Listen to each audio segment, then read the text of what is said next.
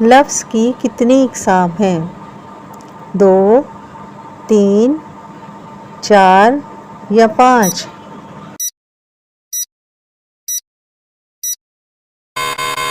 درست جواب ہے 2۔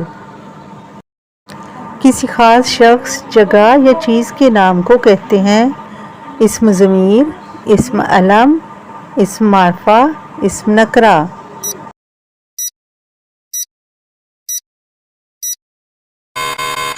درست جواب ہے اسم معرفہ۔ زمانے کی کتنی اقسام ہیں؟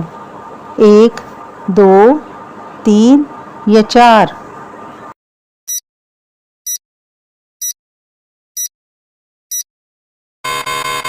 درست جواب ہے زمانے کی 3 اقسام ہیں۔